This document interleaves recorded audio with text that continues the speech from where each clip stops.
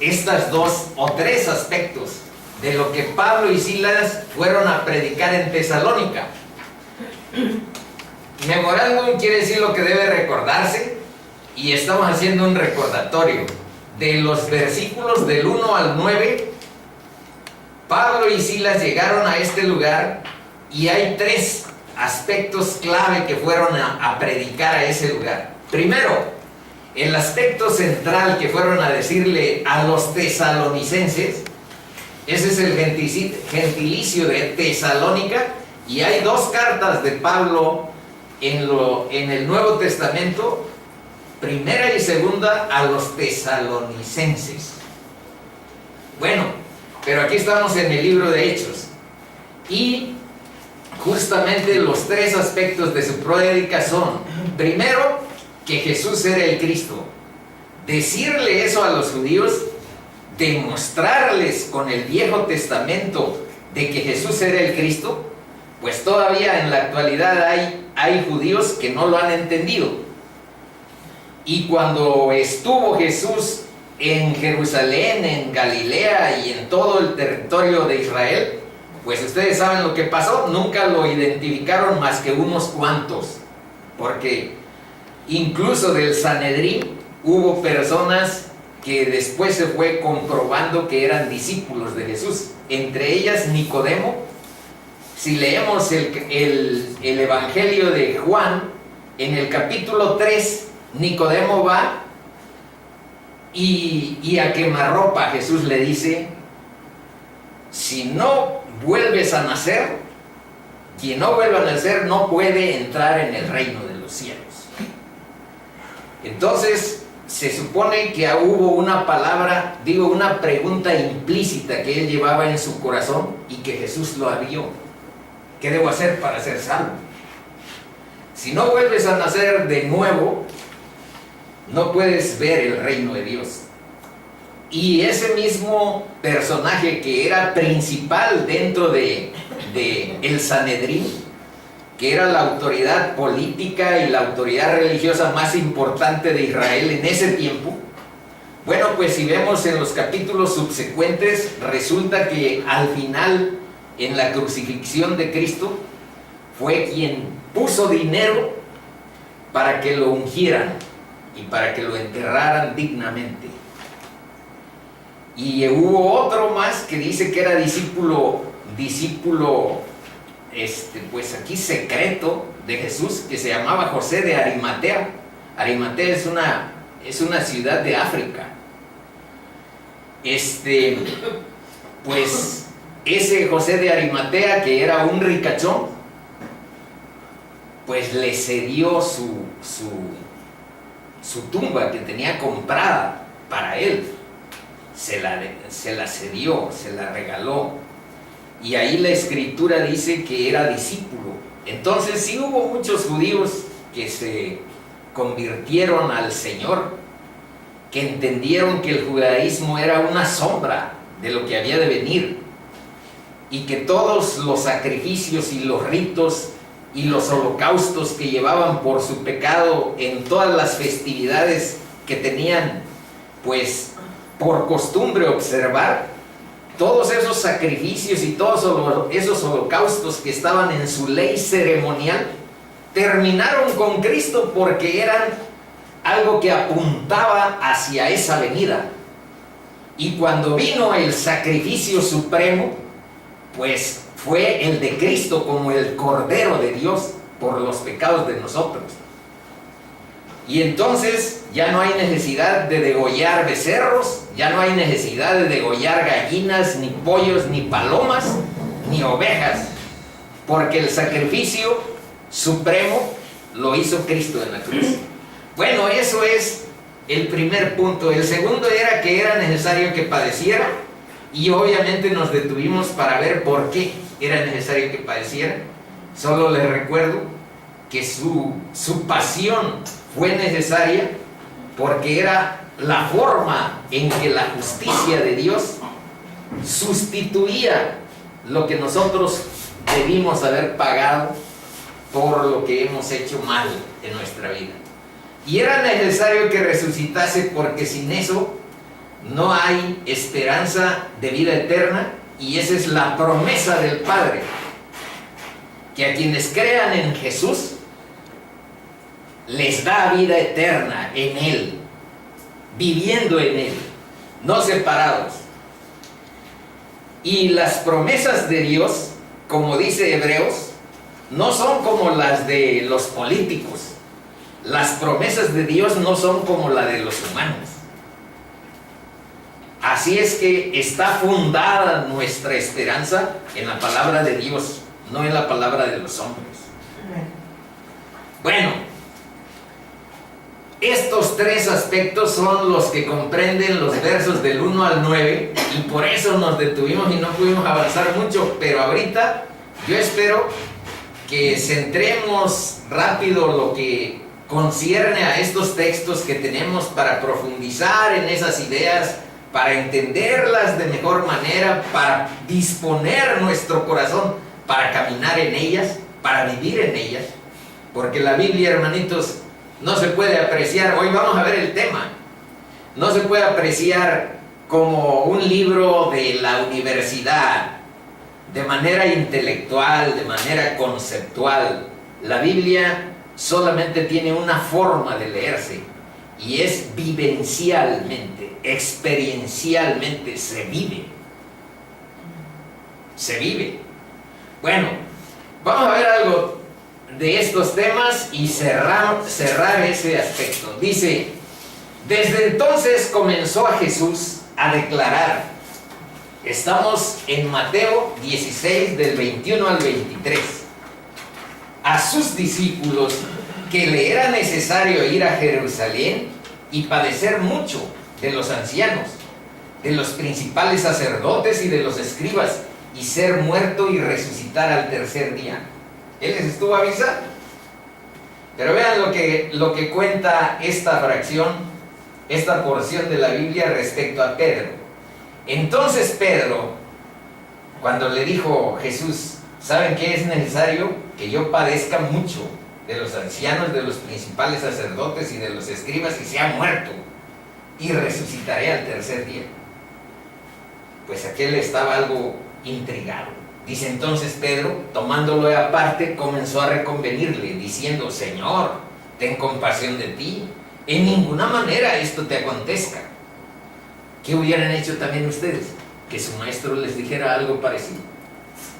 Así es que pensamos que Pedro estaba desempeñando un papel humano decente.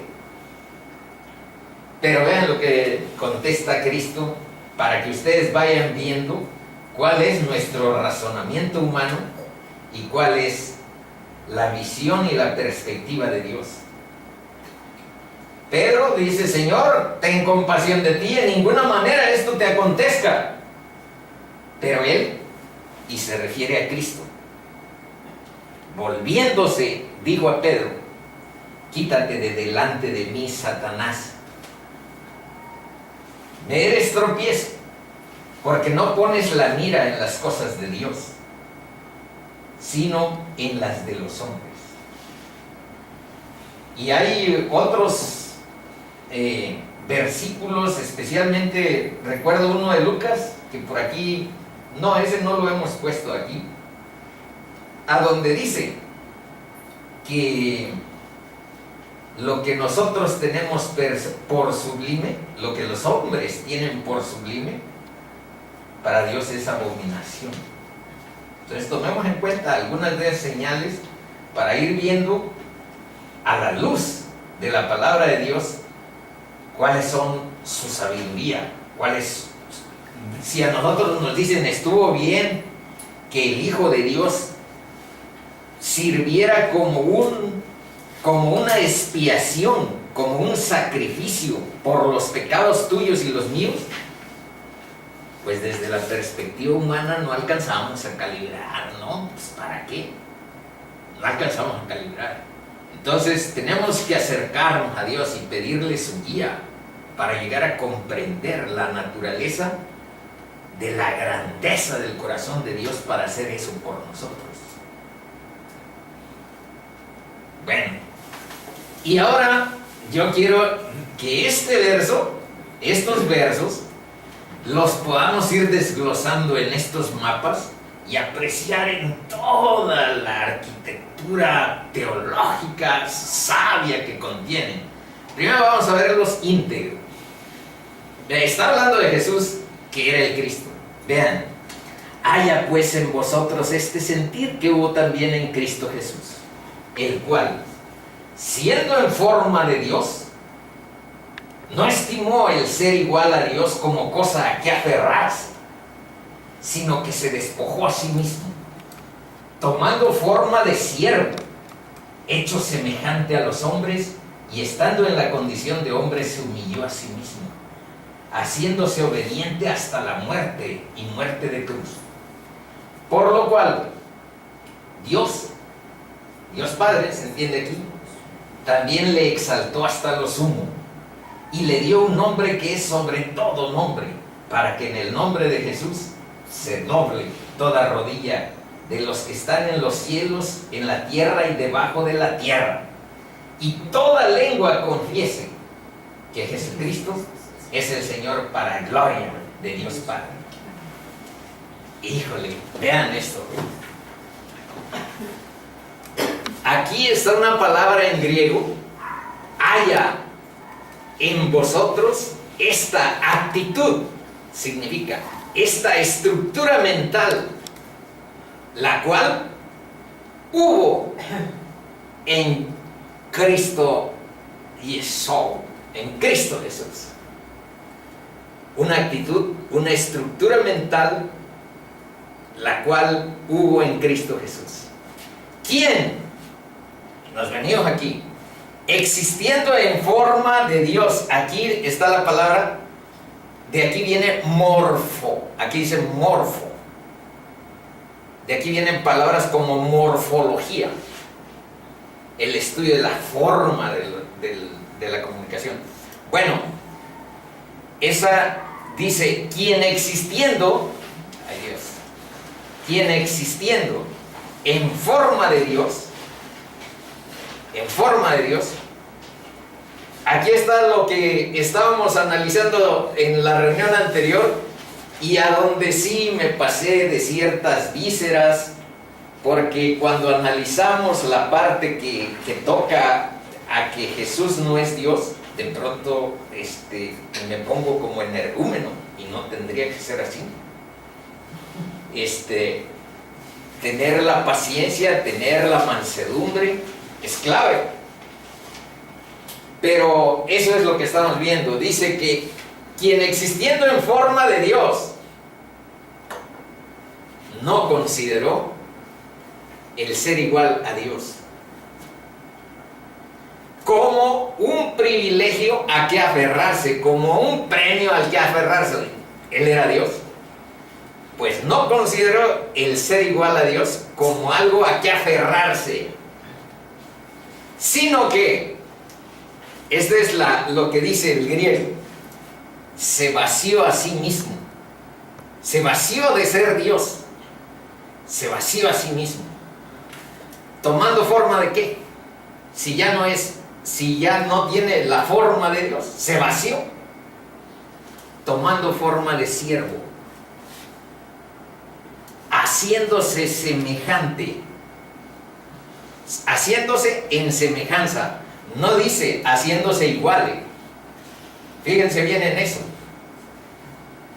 porque Jesús es una creación única en el sentido, bueno, Él es eterno, no es una creación, pero es un ser que cuando estuvo en la tierra tenía una cualidad única: el ser Dios, 100% Dios, y el ser hombre, 100% hombre. En su ser humano, pues era igual que tú y como yo, en términos de ser humano que siente, que tiene hambre, que tiene sed, que tiene cansancio. En eso, en lo otro, para nada podía ser igual a nosotros, porque Él nunca pecó. Esa situación la hace totalmente un ser singular. Entonces, 100% Dios, 100% hombre. Y ojo, este principio de ver a Jesús así es una de las cosas que más herejías ha producido. Porque al no poder entender cómo es eso, y yo tampoco lo entiendo, al no poder entender cómo es eso, entonces se inventan teologías, como la que les estaba diciendo, a donde dicen, no, pues Dios, aquí la Biblia dice que Dios es único, y ciertamente hay un solo Dios, pero un solo Dios que tiene Padre, que es Hijo y que es Espíritu Santo. ¿Cómo es eso? Si no lo entiendes, ora y pídele a Dios que te ayude a ir entendiendo lo que tu pequeño cerebro finito puede entender de la naturaleza infinita, inconmensurable de lo que es Dios. Pero no inventes.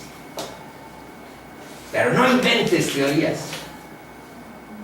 Porque quienes no entienden y tienen una determinada teología, en vez de hacer eso que les estamos recomendando, orar y sujetar a lo que dice la palabra nuestro entendimiento y nuestro pensamiento. Dios es Padre, es Hijo y es Espíritu Santo. Pero ¿cómo lo expreso? ¿Cómo lo explico? Pues no puedo. Hay alguien que empieza a decir, es que como el estado del agua es sólido, es gaseoso y es líquido, pues así es Dios. Entonces en estado líquido es el Padre. Bueno, se oye un poco chusco. En realidad no puedes alcanzar con las palabras humanas a definir la naturaleza de Dios. Y es mejor aceptarlo humildemente, no puedo. ¿Y qué hacer para guiar nuestro caminar?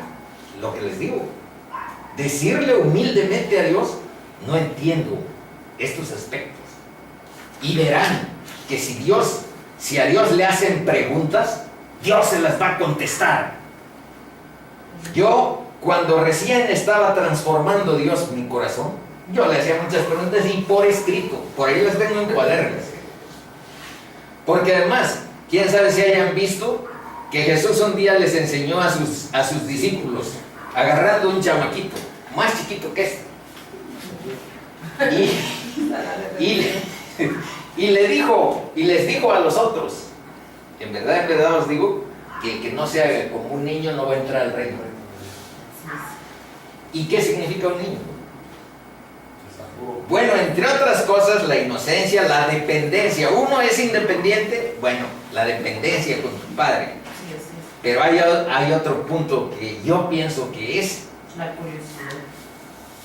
El que es un preguntón. Cuando estaba más chavo, enfadó a la madre y enfadó al padre. ¿Y por qué? ¿Y por qué? Ni quién te está explicando. ¿Y por qué? ¿Y por qué? Bueno, una de las cosas que quiere decir esa señal que Dios nos enseñó, Cristo nos enseñó, el que no sea como un niño no va a entrar en el reino de Dios. Bueno, una de las cosas es que le pregunten a Dios, ¿y por qué? ¿Y por qué?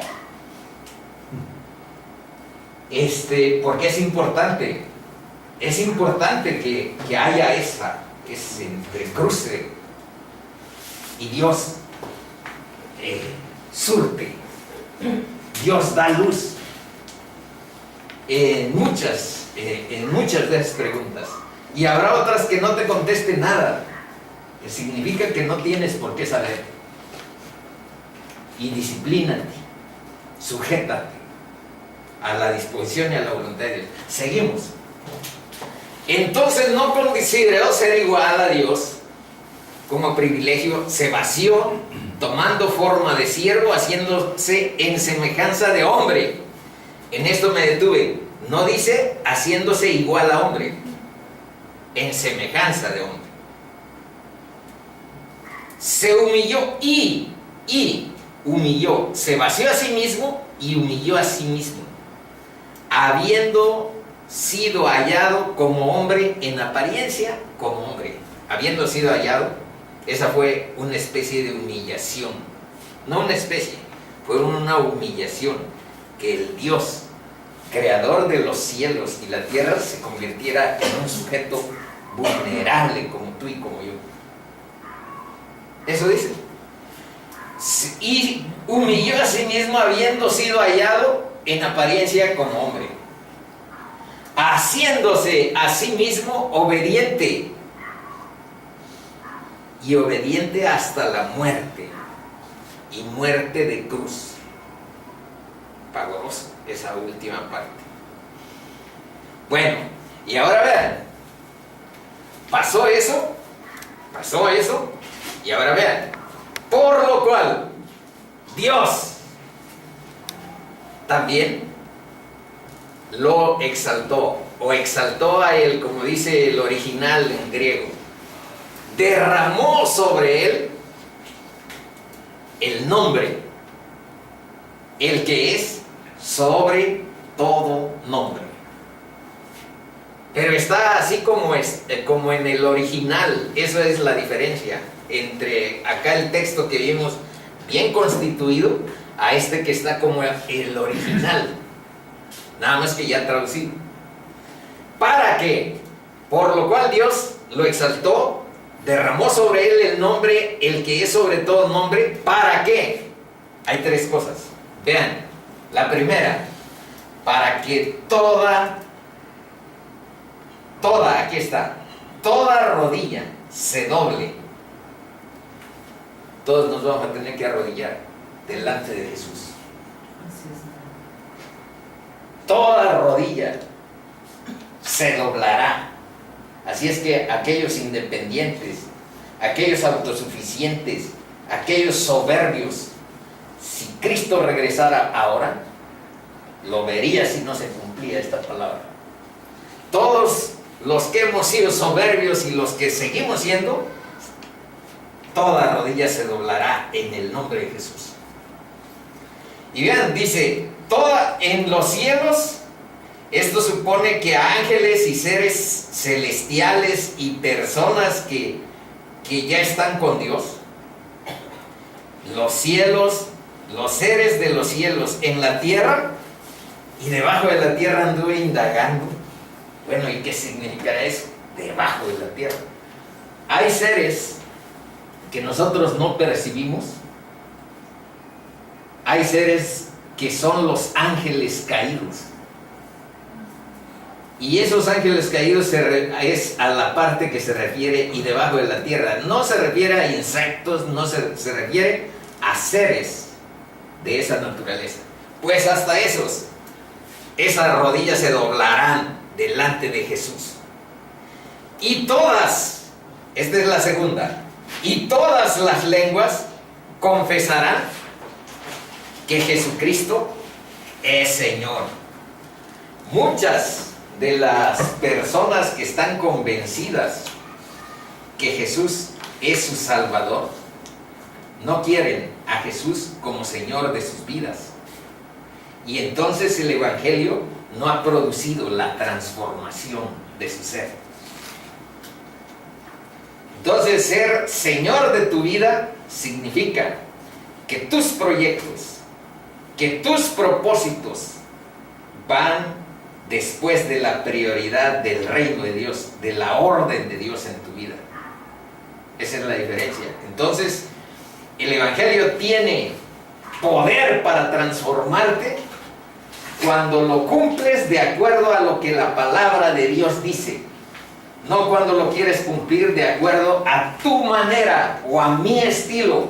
Es que yo no quiero ser tan de Jesús, quiero ser a medias de Jesús y quiero seguir con mis pies, con otro pie en el mundo. Bueno, pues lee un poco la palabra y ahí dice cosas a donde no ver así, no ver así Dios hizo un sacrificio de amor por tus pecados y espera en consecuencia que tú tengas una respuesta parecida de amor a lo que Él hizo, de gratitud, que te salga del corazón la gratitud, las gracias. Decirle a Jesús, gracias por lo que hiciste, por mí. Esa parte es reconocerlo como Señor. Todos queremos un Salvador, pero no opera el Salvador disociado de ser Señor, porque es Dios. Aceptemos a Jesús como nuestro Salvador y reconozcamos que es nuestro Señor. Señor quiere decir que Él manda en tu vida, que Él gobierna, que Él pone la prioridad en tu vida. Y entonces la bendición de Dios es de otra naturaleza, porque pasamos a ser hijos. Eso dice la palabra de Dios, pasamos a ser hijos de Dios. Y la consecuencia de todo esto es que se hace para la gloria de Dios Padre.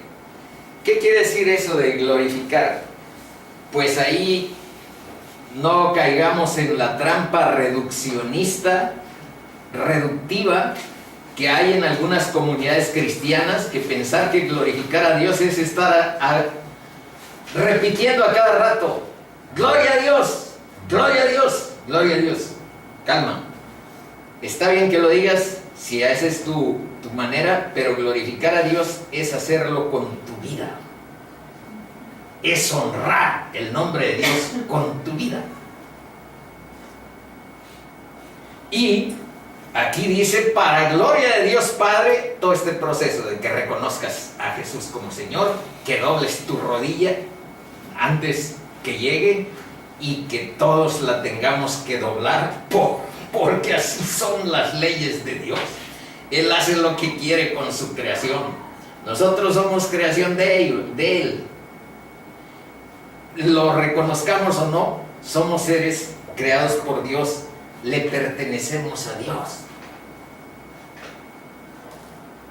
Pensar que no existe y que nosotros podemos hacerla independientes y por nuestra cuenta, bueno, es una pérdida de tiempo, se los digo, porque yo descubrí esto que les estoy diciendo con tanto convencimiento a los 58 años, tengo 61.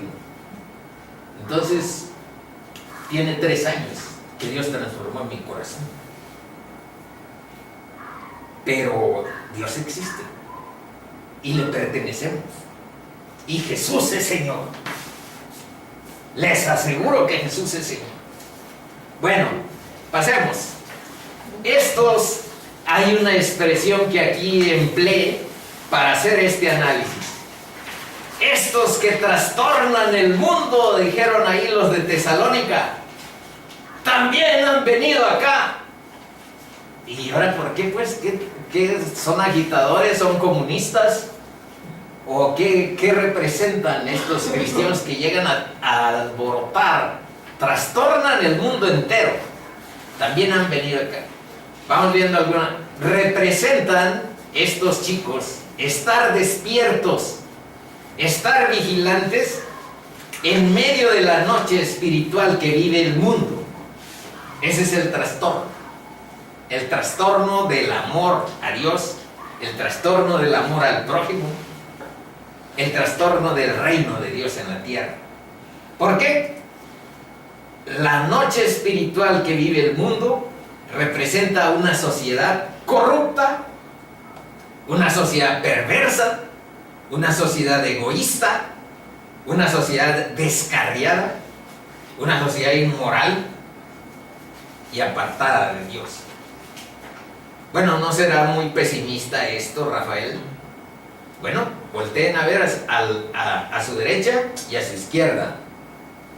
Volteen a ver cómo no nada más nuestra ciudad, nuestro país está lleno de perversión, de corrupción, de criminalidad, de violencia, de inmoralidad. ¿Por qué? Porque nos hemos querido regir por un modelo que saque a Dios de nuestra vida. Entonces, ¿el sexo prematrimonial es aceptable o no? Sí. No veamos qué dice la palabra, sino veamos como está aquí más adelante. Aquí les puse. Cuando iniciamos este estudio, yo les puse esta diapositiva para decir que este es el procedimiento del mundo, de la academia, de la universidad, a la que el POS todavía pertenece y a donde yo estuve trabajando 40 años. ¿En qué consiste? Bueno, la pregunta es, ¿el sexo prematrimonial es aceptable o no? Vamos a ver qué opina fulano. A ver qué opina merengano. Bueno, no nos vamos a conformar con opiniones. Vamos a ver unos libros y unas revistas para ver criterios especializados que dicen acerca del tema el autor 1 y el autor 2.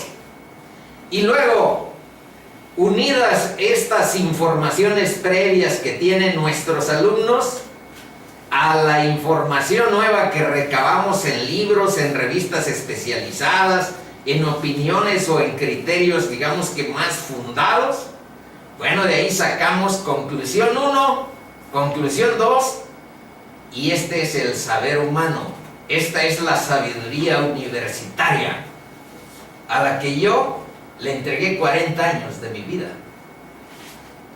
Pero ¿saben qué, hermanitos? Aquí hay algo importante que nadie toma en cuenta. Excluimos de este procedimiento qué dice Dios al respecto. No nos interesa lo que diga Dios. Lo sacamos de nuestra vida. Y entonces están las consecuencias de las que aquí estamos hablando. Perversa, egoísta, descarriada, inmoral, apartada de Dios. Eso es en lo social. Y en lo individual, a este sí he repetido, engañoso es el corazón del hombre, más que todas las cosas, y perverso. ¿Quién lo conocerá? Y vean aquí lo que dice Tito. Porque nosotros también éramos en otro tiempo insensatos, rebeldes, extraviados, esclavos de concupiscencias y deleites diversos, viviendo en malicia y envidia, aborrecibles y aborreciéndonos unos a otros. Yo a este sector de la población pertenecí.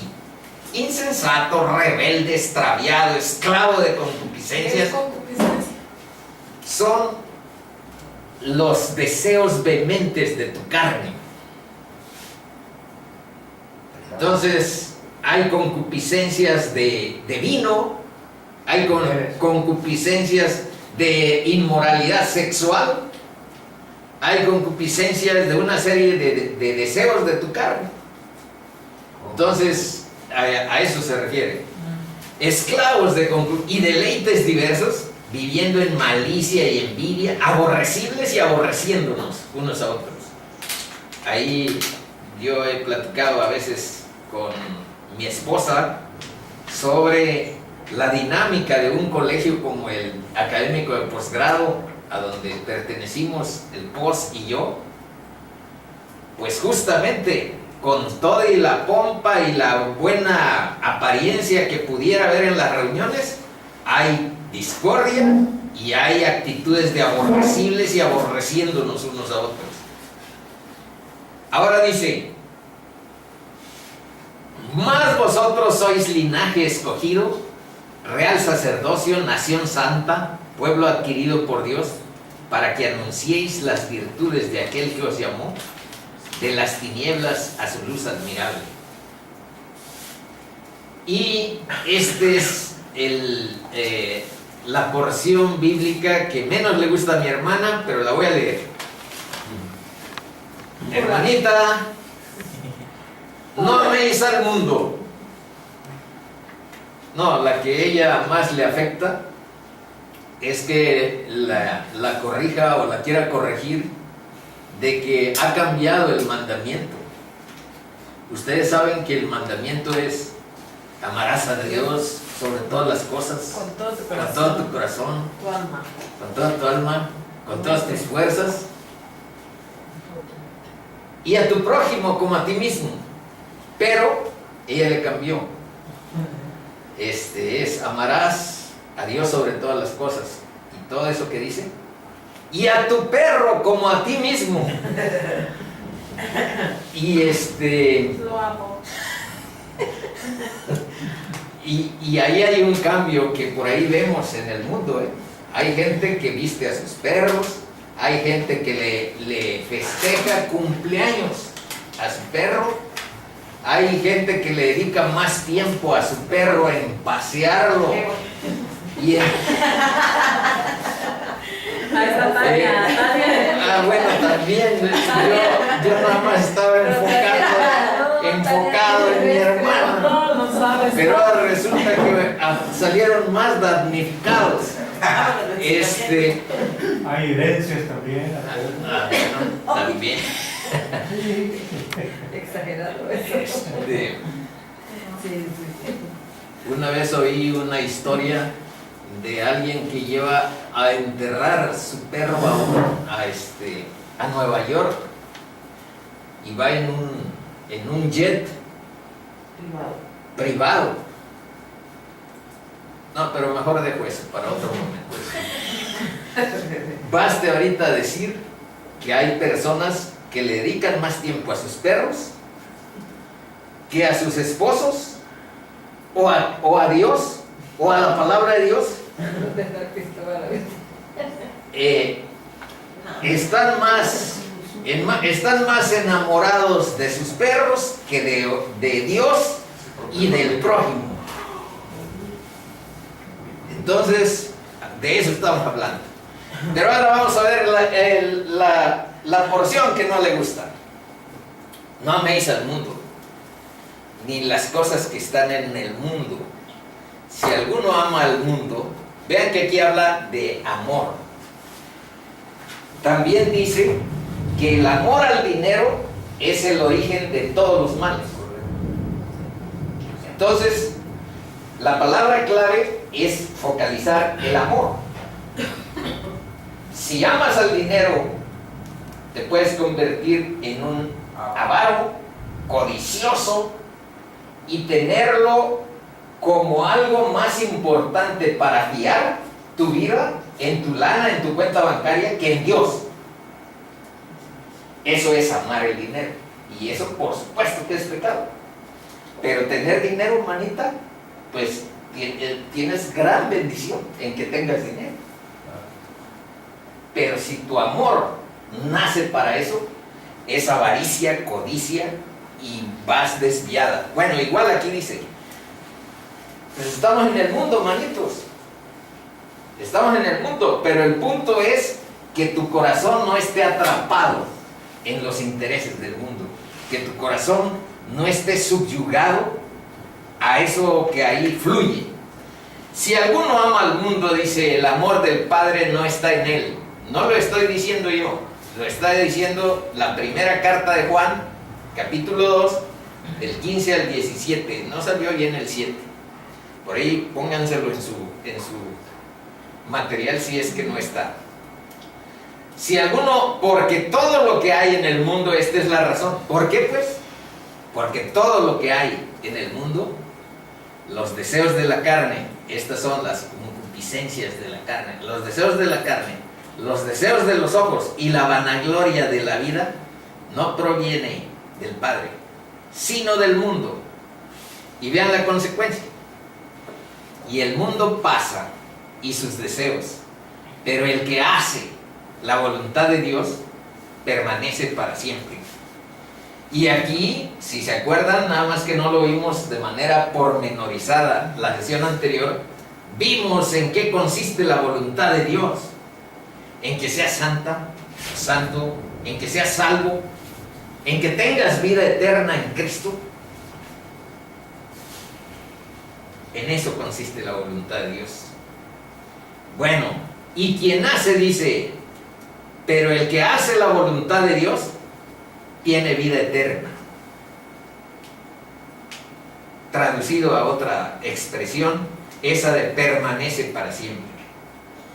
Y vean la consecuencia de Tito 3:3 que aquí leímos. Pero nosotros nosotros también éramos así. Pero, este pero tiene la turbulencia y la sonoridad de un rayo como ese que está oyéndose ahorita allá afuera. Pero es un poderoso rayo. Pero cuando Dios se manifestó, cuando se manifestó la bondad de Dios, nuestro Salvador, y su amor para con los hombres, nos salvó. Y aquí viene una de otros de esos temas que a veces generan algo de reticencias, no controversias. La palabra de Dios no es controversial, no es polémica. La palabra de Dios es autoritativa. Y no la presentamos para debate, para discusión o para cosas así, sino para que busquen la luz de su verdad en distintos versos, porque la Biblia, las partes que te parecen oscuras, las puedes aclarar con otros versículos que están en otros libros y que tienes que indagar y que tienes que explorar, porque la Biblia se expresa, se entiende, se explica a sí misma. Y hay alguien que tiene la autoridad de ser maestro para enseñar la palabra de Dios. ¿Saben quién es el único autorizado para enseñar la palabra de Dios? El Espíritu Santo, que es el autor de la palabra de Dios. Nadie más tiene autoridad para enseñar. Yo menos. Vean mi corazón. Ha sido regenerado, ha sido cambiado, pero tiene áreas de oscuridad remanente, tiene pecado remanente. Entonces, ahí adelante está explicado eso. Dice, no, mejor cuando lleguemos. ¿Quién es el verdadero maestro que nos puede? Página 12. Pues ya salió, pues de una vez. Página 12. ¿Quién es el verdadero maestro que nos puede enseñar todas las cosas grandes y ocultas?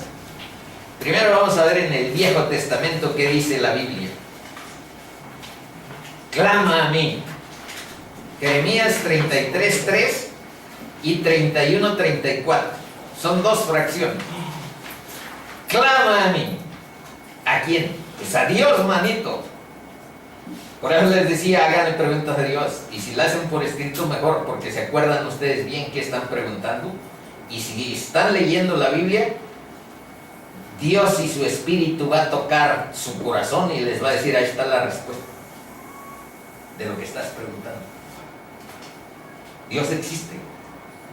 Dios está vivo. Y vean que aquí lo que vamos a analizar es justamente esa parte. Dice, clama a mí y yo te responderé. Pues si tú me preguntas, yo te respondo. Y te enseñaré cosas grandes y ocultas que tú no conoces. ¿Quién está diciendo eso? Dios. Ahora vamos a ver lo que dice en el 34.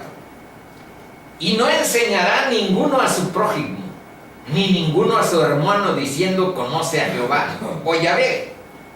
A mí me gusta más Yahvé, aunque aquí hemos puesto cuál es el nombre original en hebreo que Dios dispuso. Aunque a Moisés le dijo, cuando Moisés le preguntó, pero dime cómo se llama, cómo te llamas para decirle al faraón, ¿quién eres tú? Pues él le dijo, yo soy lo que soy, el que soy, yo soy, ese es mi nombre, yo soy. Bueno, y no enseñará, dice, más ninguno a su prójimo, ni ninguno a su hermano, diciendo, conoce a Jehová, porque todos me conocerán, desde el más pequeño de ellos hasta el más grande, dice Yahvé, porque perdonaré la maldad de ellos y no me acordaré más de su pecado. Ahora vamos al Nuevo Testamento. Vean lo que dice Juan 16:13. Pero cuando venga el Espíritu de verdad, y ya nosotros tenemos hasta una ilustración de que vino después de 50 días de la crucifixión de Cristo, de la Pascua hebrea, vino el Espíritu de Dios. 50 días después, Cristo estuvo 40 días en la tierra después de que resucitó, y todavía pasaron 10 días sin que hubiera Espíritu Santo. Bueno, pero vino. Pero cuando venga el Espíritu de verdad, Él os guiará a toda la verdad. No dice a un cachito, no dice a unas partes, no dice a media verdad, y tú inventas la demás. Él os guiará a toda la verdad. Ahora, en la primera carta de Juan, en el capítulo 2, versículo 27, dice lo siguiente: pero la unción que vosotros recibisteis, aquí lo hemos dicho, cuando tú crees en el Evangelio de Cristo, Dios te da su Espíritu para que more en tu corazón, y eso cambia tu naturaleza y transforma tu ser. Te conviertes en otra persona, en una criatura diferente. Sin mi corazón transformado, se los digo claro, yo jamás haría algunas cosas de las que hago. Entre ellas estar aquí. Tampoco, no quiero hacer ejemplos porque suenan mal. Mejor nos quedamos con que Dios, si crees en su Evangelio, te da su Espíritu. Y su Espíritu transforma tu vida.